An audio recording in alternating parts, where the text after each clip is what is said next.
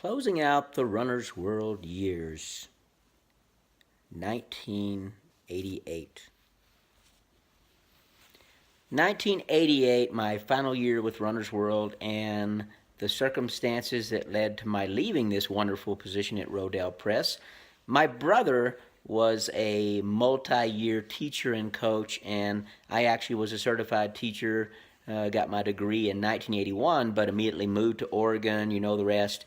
And I always told my brother that I would start teaching when I could afford to start teaching, when teaching paid as much as what I was making at Runner's World.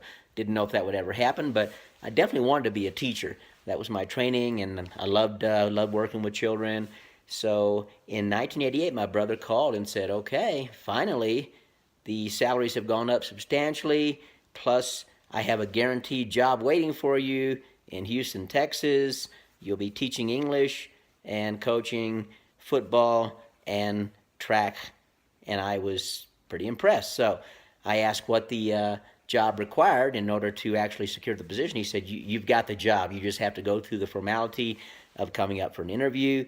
And I told my brother I'd better have the job because flying out on such short notice for an interview is going to be very expensive.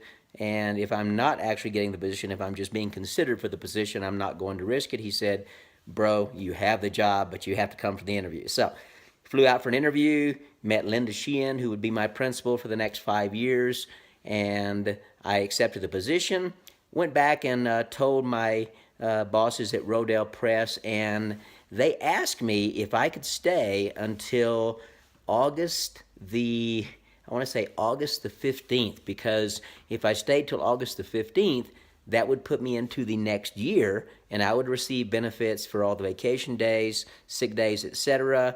Can you imagine a company telling you that if you just stayed a couple of extra days, you would have like $3,000 extra dollars? And I was like, yeah. So I did. I stayed until August the 15th. Came into work that day. They said, "Sign these papers. You can take off on your trip down to Texas." And off I went with my Firebird all packed and ready to go. Anything I could fit in the Firebird was all I took with me to Texas. My cat, Zola, yes, I named her after Zola Budd, the famous South African runner. We stuffed ourselves into this little car and off we went, because I had to be in Texas in just over 2 days to start my first year teacher training. So this is a multiple hour trip. It was like 37 hours of driving. So off I went. I stopped one night briefly for about 5 hours in, golly, I want to say it was maybe West Virginia. It's hard to remember.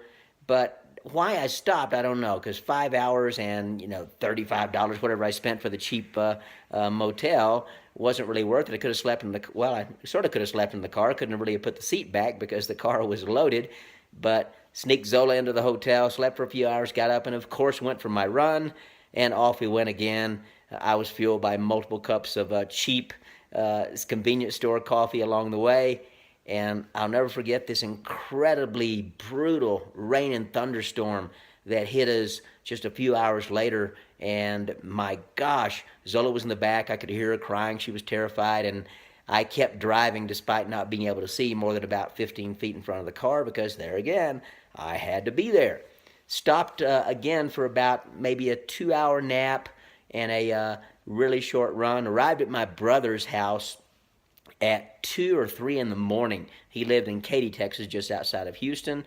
And instead of sleeping for a while, guess what I did? I went for a run, of course. I have to keep the streak going. And on pretty much zero sleep over the past 2 days and 37, 38 hours of driving, I went to the teacher training, kept falling asleep during the less than entertaining sessions, and got through that first week of teacher training.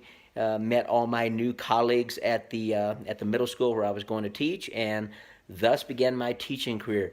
I'm eternally grateful to the Rodales for all their support over the years. I'm grateful to Runner's World for its support. Bart Yasso, Bud Coates, Amby Burfoot, Bob Wishnia, Dan Ferreira, all the great people I worked with at Runner's World magazine. And I missed them immediately, but I definitely wanted to give teaching a go. And Was very fortunate to land that first job with Ollie Middle School, where I had actually student taught back in 1980. 81. So it was several years separated my student teaching and then my actual teaching career. I'll talk a lot about my teaching career and what was involved and the training I had to do at very early hours in the morning in order to get the job done and remain a competitive, somewhat competitive athlete. But teaching was something that I did for the next 28 years, and I consider it the greatest job there is.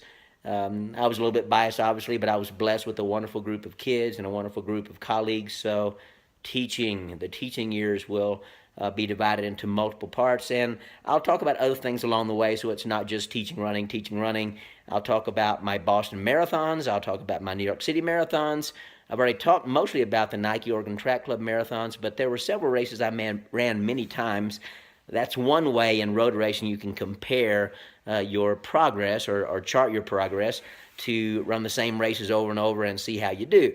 Of course, there are always factors such as weather, but I liked running the same events. OCD, Kim, running the same courses over and over again, running the same races over and over again. So I'll close for the day. Hope you guys are enjoying these walks down memory lane. I'm getting a lot of comments from Sil and from Randy and a few other people. I hope to give you a picture of what it was like back in the day. And I do miss those years. I don't regret anything that's happened to me over the years in running, teaching, life, etc. It is fun to look back and relive those days, even if the memory's foggy sometimes and I forget some dates and stats. But looking back is a lot of fun, and I hope you're enjoying looking back with me.